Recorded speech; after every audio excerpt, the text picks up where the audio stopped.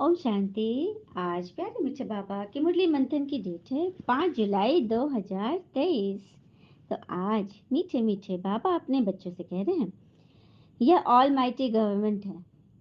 बाबा के साथ धर्मराज भी है, इसलिए बाबा को अपने किए हुए पाप बताओ और आधा माफ कर लो, क्योंकि बताने से आधा माफ हो जाता है। क्योंकि ऑल माइटी अथॉरिटी अर्थात सर्वशक्तिवान की गवर्नमेंट है। जो पिता तो है ही, मीठे मीठे बाबा है, साथ में धर्मराज भी। धर्मराज का पार्ट लास्ट में आएगा।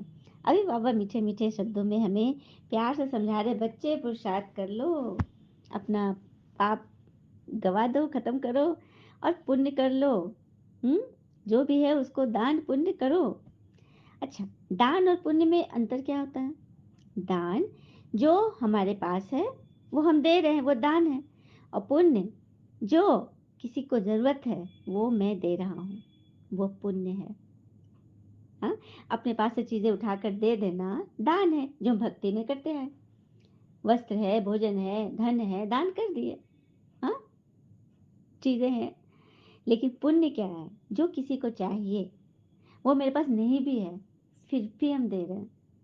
और सबसे बड़ा पुण्य तो सूक्ष्म पुण्य, सुख, शांति, आनंद, शक्ति, ज्ञान, पवित्रता का दान करना है ना। इसलिए बाबा कहते हैं, मैं धर्मराज हूँ, तो अब पापों को भस्म करो और पुण्य कमाओ और सच सच बताओ तो आधा माफ हो जाएगा। प्रश्न, राजधानी का मालिक और प्रजा में साहूकार किस आधार पर बनते हैं? राजधानी का मालिक और प्रजा में साहूकार किस आधार पर बनते हैं? उत्तर, राजधानी का मालिक बनने के लिए पढ़ाई पर पूरा ध्यान चाहिए। पढ़ाई से ही पद की प्राप्ति होती है। साहूकार प्रजा बनने वाले नॉलेज लेंगे, बीज भी बोएंगे, सहयोगी बनेंगे, पवित्र भी रहेंगे, लेकिन पढ़ाई पर पूरा ध्यान नहीं देंगे। सुना? राजधानी का मालिक जो बनेगा वो पढ़ाई पर ही पूरा ध्यान देगा, क्योंकि पढ़ाई से ही सब कुछ है। सारा मदार किस पर है? पढ़ाई पर। उसी से उच्च पद की प्राप्ति होगी। तो गरीब ही पढ़ाई पर पूरा ध्यान देंगे। 4 तरह के गरीब पता है ना? मन से, तन से, धन से, जन से। तो इन चारों कैटेगरी में से कोई कोई भी होगा वही पढ़ाई पर पूरा ध्यान देगा। नहीं तो साहूकार जो होगा ना, तो तन मन धन जन सबसे पावरफुल है, वो भगवान को चलो मान भी लेगा, बीज भी बोएगा, सेवा भी करेगा, लेकिन पढ़ाई पर पूरा ध्यान नहीं देगा, पढ़ाई पर पूरा समय नहीं देगा। और पढ़ाई पर ध्यान तब हो जब पहले पक्का निश्चय हो कि हमें स्वयं भगवान पढ़ाते। सुन लेगा कि हाँ हाँ भगवान आते हैं, ठीक है ठीक है, अच्छा है, ज्ञान अच्छा है, अच्छा है, अच्छा अच्छा बोध करेगा। हुँ? लेकिन पढ़ेगा नहीं, क्योंकि उसको दरकार ही नहीं है, पूरा निश्चय ही नहीं है। तो यहाँ बैठे भी जैसे भुट्टू हो। बाबा कह रहे हैं, अगर पूरा निश्चय नहीं है भगवान में, तो यहाँ बैठे भी क्या हो? भुट्टू है। अगर निश्चय हो तो रेगुलर पढ़ना चाहिए और धारण करना चाहिए, क्योंकि पढ़ाई से ही सारा मदार है। इसमें कोई मतलब नहीं निकालना चाहिए। आज दुनिया में ना मतलबी लोग बहुत पढ़े हैं, हर एक बात का मतलब पूछते हैं। और जबकि जानते हैं मतलब का वजन बहुत ज्यादा होता है, तभी तो मतलब निकलते ही रिश्ते हल्के हो जाते हैं। कितना वजनदार है ना मतलब। तो यहाँ हमें मतलब रखना, किसी इंसान से मत रखो। मतलब रखना है तो एक भगवान से रखो, वो हमारे हर मतलब को पूरा करेंगे। गीत है, नेहीन को राह दिखा प्रभु, पग पग ठोकर खाऊं, नेहीन को राह दिखा प्रभु, तुम्हारी नगरिया की कठिन डगरिया, चलते चलते गिर जाऊं मैं, नेहीन को राह दिखा प्रभु। ओम शांति। तो नैनहीन कौन है? भक्त आत्मा क्यों गा रही है नैनहीन है? जबकि चमड़े के नैन तो हैं, आंखें तो हैं। तो कौन सा नैन नहीं है? ज्ञान के नैन नहीं है, उसी से तो उन्हें कुछ दिखाई नहीं दे रहा, देखते हुए भी नहीं दिख रहा है। तो क्या करे? तो प्रभु से बुला रही है, गा रही है। और कलयुग को कहा ही जाता है अंधेर नगरी, जहाँ सभी आत्माएं एकदम मुरझाई हुई है। अंधियारे में पड़ी हुई है। ऐसे नहीं कि आंखों से अंधे हैं। अंधेर नगरी में सब ज्ञान नेत्रहीन अंधे की औलाद अंधे हैं। एक कथा हमने सुना था ना बचपन में, अंधेर नगरी चौपट राजा, टके सिर भाजी टके सिर खाजा। चलिए, एक मनोरंजन वाला एक कहानी सुनते हैं, लेकिन उसमें बहुत बड़ा मैसेज भी छिपा हुआ है, क्योंकि कहानियां ना बच्चे को जरूर सुनाओ, बहुत याद हो जाती है, और जीवन में वो लोग वो काम नहीं करेंगे, क्योंकि वो इंस्पायर बहुत ज्यादा हो जाते हैं उससे। तो एक एक संत महात्मा अपने शिष्य के साथ भ्रमण को निकले हुए थे। घूमते घूमते बोले एक नगर में पहुंचे, पूछा कि क्या नाम है इस नगर का? तो बोला अंधेर नगरी। राजा, यहाँ के राजा कौन है? चौपट राजा। चौपट राजा, अंधेर नगरी, नाम कुछ अटपटा सा, लेकिन बोले चलो चलते हैं। गए, बोले उन लोग को भूख लगी थी, तो उन लोग के पास दो चार पैसे थे, तो वहां पर उन्होंने सामान खरीदा। और जो भी सामान खरीदने जा रहे हैं ना, एक पैसा में एक सेर, 1 किलो। तो उन्होंने सब्जी खरीदी तो 1 पैसा में 1 टका में दे दिया, 1 रुपया में पूरा 1 सेर। और मिठाई भी खरीदा तो 1 टका में 1 सेर। तो टके सेर भाजी भी, टके सेर खाजा भी। 1 टका में 1 सेर भाजी सब्जी तरकारी भी, और 1 टका में खाजा मिठाई भी, सब कुछ। तो बड़ा आश्चर्य लगा कि ये कैसे है भाई, इन लोगों की कीमत तो अलग अलग होनी चाहिए जो कीमती है। लेकिन कुछ नहीं, चलो उन्होंने भर पेट खाया पिया।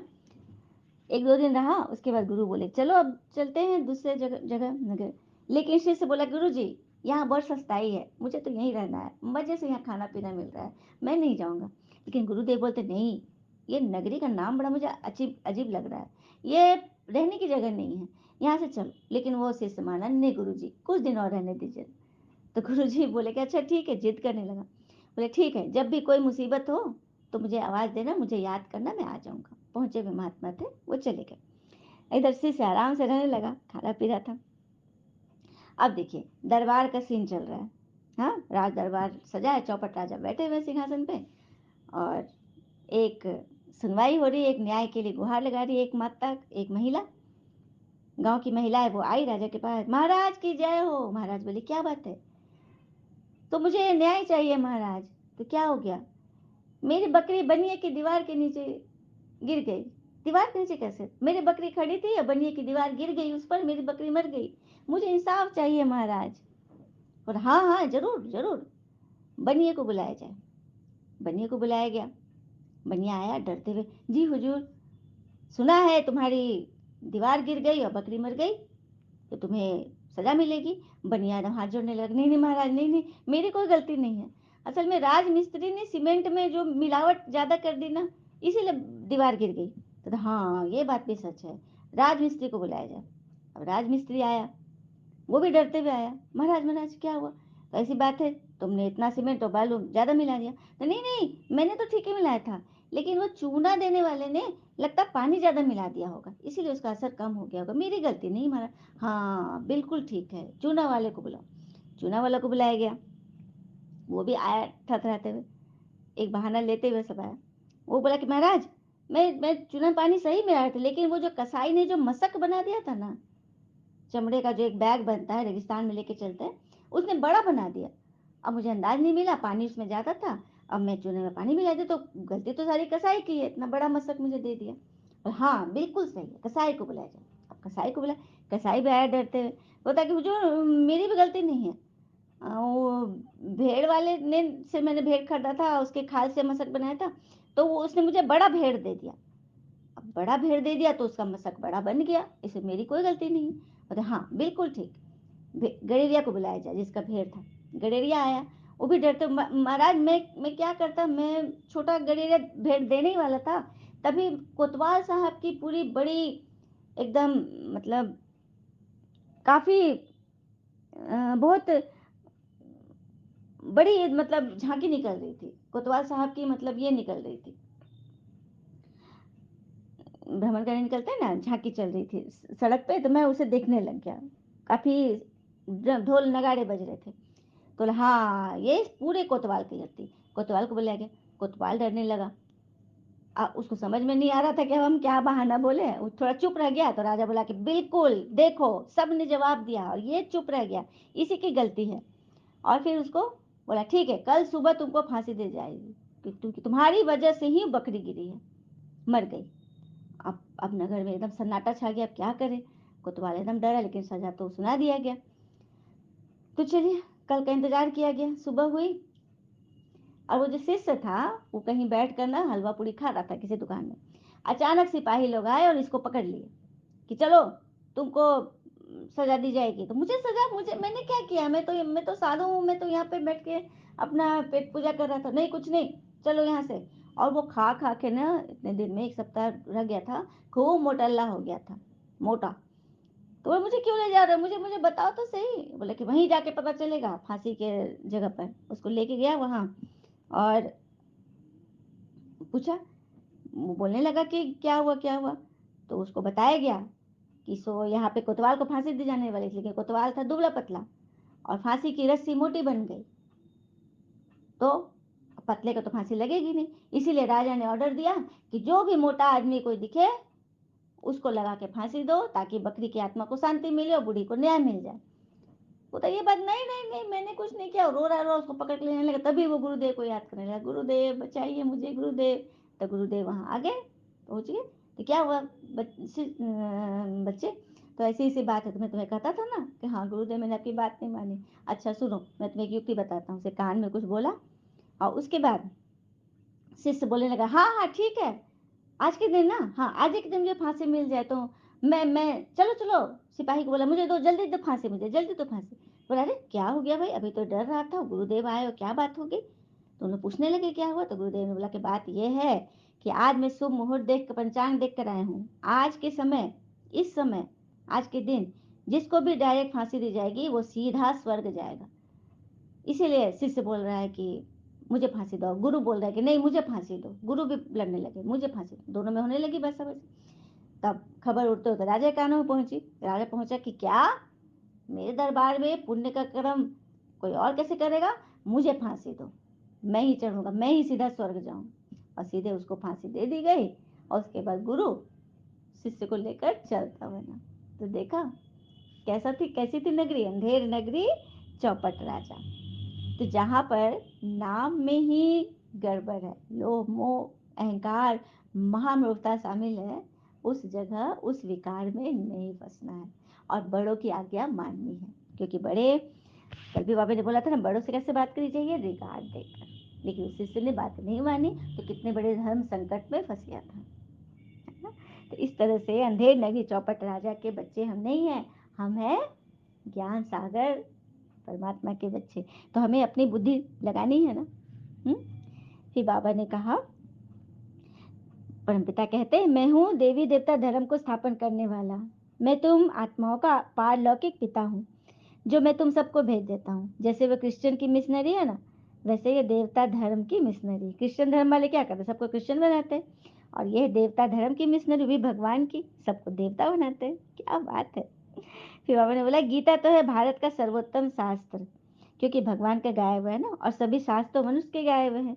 श्री कृष्ण ने तो सत्युग में प्रारब्ध पाई है। अब बाबा कहते, मैं आया हूँ लक्ष्मी नारायण का राज्य स्थापन करने भारत में। ऐसे और कोई गीता सुनाने वाला यह कह न सके कि मैं आकर तुम्हें स्वर्ग स्थापन करके देता हूँ। हाँ, अगाय भी हुआ है, ब्रह्मा द्वारा स्थापना है, तो ब्रह्मा द्वारा मैं देवता धर्म स्थापन करता हूँ। तो उसके लिए ब्राह्मण चाहिए ना। हाँ, पहले पहले ब्रह्मा द्वारा ब्राह्मण चाहिए, तो मैं ब्रह्मा के तरह प्रवेश करता हूँ और उसके मुख से ये गीता ज्ञान सुनकर तुम बच्चे ब्राह्मण बनते हो। क्या बात है। बाबा बतलाते हैं कि पहले तो इनका यह बहुत जन्मों के अंत का जन्म है, जिससे मैं प्रवेश करता हूँ, अर्थात अब सारे सृष्टि का ही अंत है। इस एक जन्म के लिए तुम पवित्रता का बीड़ा उठाओ, यह कोई झूठ बात नहीं है। महाभारी लड़ाई भी देख ही रहे हो। हाँ, जगह जगह रिहर्सल हो रही है ना, किस तरह से बाहर विदेशों में भी युद्ध के सिग्नल चल रहे हैं, और भारत में तो है ही। बच्चों ने विनाश स्थापना का साक्षात्कार किया है। इससे सिद्ध होता है यह अंतिम जन्म है, और गीता सुनाने वाले ऐसा कह न सके कि अंतिम जन्म है। इसलिए पवित्रता का बीड़ा तुम उठाओ, यह तुम्हारा राजयोग है। इस अंतिम जन्म में तुम पत्थरनाथ से पारसनाथ बनते हो, बिल्कुल उच्च पद पाते हो। स्वयं भगवान हमें कह रहे हैं। बाबा कहते, जो पुराने बच्चे हैं, जिनको माया ने भस्मीभूत कर दिया है, उन्हों को जाकर जगाओ और सबको काले से गोरा बनाओ। बाबा कहते कि सबको ज्ञान सुनाओ, क्योंकि आत्मा ही काली और गोरी बनती है, आत्मा ही में ही खाद पड़ते हैं। और आत्मा का ही ये ज्ञान है, क्योंकि ये ज्ञान कौन सुनती है? आत्मा सुनती है, तो आत्मा ही परिष्कृत होती है, साफ स्वच्छ होती है। तुम बच्चे हो ईश्वरीय मत पर। सबसे उत्तम धर्म है देवताओं का। बाबा कहते पहले पहले ये रूहानी ब्राह्मण धर्म में रचता हूँ। हाँ, ब्राह्मण परम धाम का रास्ता बताने वाले हो, तुम ब्राह्मण ही बताते हो। पहले नंबर में के भक्त जरूर देवताएं होंगे। तो द्वापर से जो भक्ति शुरू हो गई, तो सबने शुरू शुरू भक्ति किसने शुरू की? तो देवताओं ने शुरू की होगी, क्योंकि देवताएं ही नीचे गिरे ना। वाम मार्ग में कौन गए सबसे पहले? सबसे पहले जो आए हुए तो सबसे पहले भक्ति शुरू करेंगे। हाँ, फिर जो प्रजा में साहूकार बनेंगे वह ज्ञान भी सुनेंगे, लेकिन पढ़ाई पर ध्यान नहीं देंगे। बाबा ने प्रश्न बताया था ना, पढ़ाई पर नहीं ध्यान देंगे। पढ़ाई पर सिर्फ वही ध्यान देंगे जो सबसे पहले पहले आए, तो सबसे पहले जो गिरे, जो सबसे गरीब हो गए। यह अविनाशी प्रारब्ध मिलती है अविनाशी बाबा के द्वारा। बाकी सब कब्र दाखिल हो जाएंगे, बाकी थोड़े रहेंगे। जब तक हम तैयार हो जाएं, फिर सब खलास हो जाएंगे। सुना? लास्ट समय तक भी थोड़े रहेंगे, जब तक कि बाबा के बच्चे तैयार ना हो जाए। तैयार हो जाएंगे बच्चे, बस जिनको जाना है वो सब खलास हो जाएंगे, कोई नहीं बचेगा, सिर्फ बाबा के बच्चे, और भी पढ़ने वाले होवनहार फरमान बरदार वफादार बच्चे। फिर बाबा कहते हैं हम तुमने कल पहले यह सब देखा है, अब देख रहे हैं। अभी कहेंगे कि 5000 वर्ष के बाद फिर यह धर्म स्थापन कर रहा हूँ, क्योंकि उनमें ब्रह्मांड और सृष्टि के आदि मदन का ज्ञान हो नहीं सकता है। जो धर्म स्थापन करते हैं धर्म स्थापक, उनमें सारी सृष्टि और ब्रह्मांड का नॉलेज नहीं होता। और ब्रह्मांड कहते हैं किसको है? ब्रह्मांड अर्थात जहाँ आत्माएं अंडे मिसल रहती है, मतलब बिंदु मिसल, वही तो ब्रह्मांड है। और वही हमारा घर भी है, परमात्मा और आत्मा के रहने का घर है। बाकी सन्यासी लोग तो ब्रह्म को ही ईश्वर कह देते हैं, और ब्रह्म तो है तत्व, रहने का घर। कोई तो कहते हैं कि अहम ब्रह्म अस्मि, शिवोहम भी कह देते, मैं शिव हूँ। परंतु शिव तो है ब्रह्मा विष्णु शंकर के रचयिता। कहते हैं ना भागीरथ ने गंगा लाई है, वह यह भागीरथ मनुष्य है। नंदीगण तो फिर ये भागीरथ ही है, जिनके ऊपर शिव ने सवारी की और वह अवतरित होकर आए। यही तो रहस्य, ब्रह्मा तन में भगवान आए ना सवार होके। फिर बाबा कहते दुनिया इन बातों को नहीं जानती। इस समय सब आत्माएं काली है, हम सब बंदर थे। अब बाबा ने हमको अपनी सेना बनाई है। राम जी की सेना क्या थी? बंदर की सेना थी ना। तो सच्चे सच्चे राम आ गए और हमें रावण पर जीत पाने की विधि सिखा रहे हैं। फिर बाबा कहते हैं मैं तुमको वेद शास्त्रों का सार ब्रह्मा द्वारा सुनाता हूँ। ब्रह्मा के हाथ में शास्त्र दिखाते हैं ना, तो शास्त्र तो एक होना चाहिए। तो एक ही है, सर्वशास्त्र शिरोमणि गीता, वही है मुख्य। फिर बाबा कहते हैं अर्जुन को भी कहा है ना कि इन सबको भूलो। तो किसको भूलो? जो बातें सुना है अब तक वो भूलो, छोड़ो मत किसी को, भूल जाओ। और नई बातें जो मैं सुना रहा हूँ वो सुनो और उस पर चलो और अपना कल्याण करो।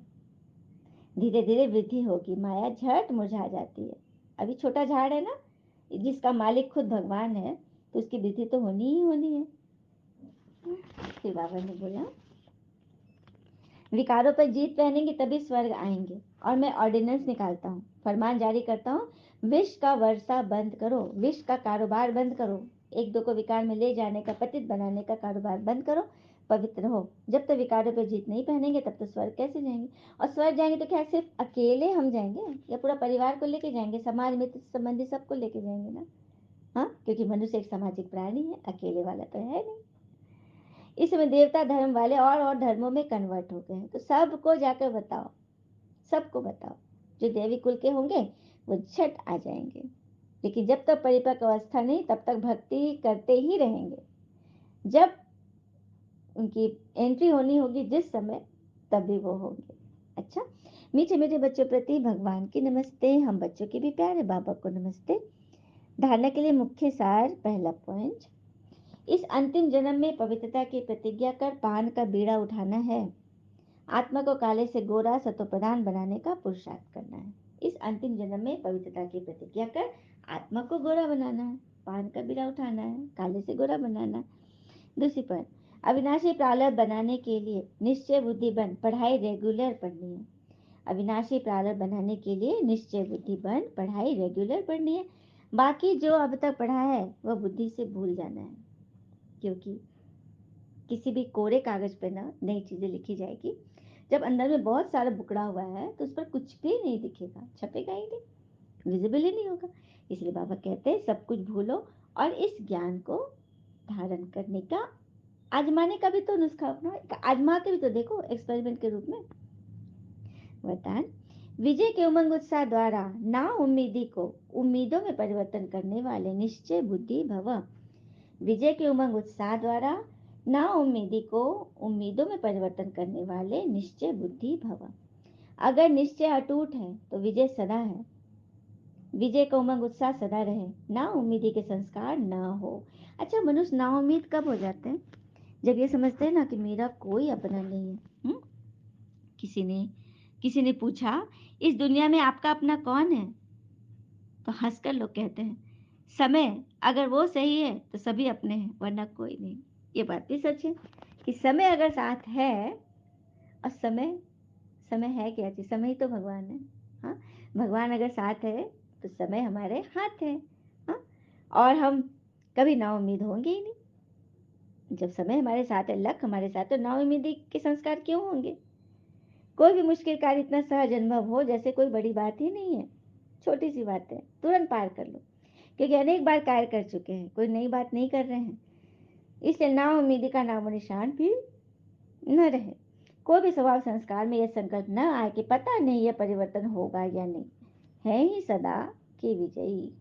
कभी भी नहीं सोचना है कि पता नहीं ये परिवर्तन होगा कि नहीं होगा, ना उम्मीदी नहीं, उससे सदैव बचते रहो और बचाते भी रहो। जो सामने भी ना उम्मीद कर रहा है उसको भी उमंग दिलाते रहो। स्लोगन, शक्तिशाली बनना है तो सदा खजानों की स्मृति और सिमरन में रहो। शक्तिशाली बनना है तो सदा खजानों की स्मृति और सिमरन में रहो। अच्छा, ओम शांति। शुक्र है मुझे बाबा वो बाबा के प्यारे प्यारे बच्चे, आप सबका जीवन सदैव शुभ हो। ओम शांति।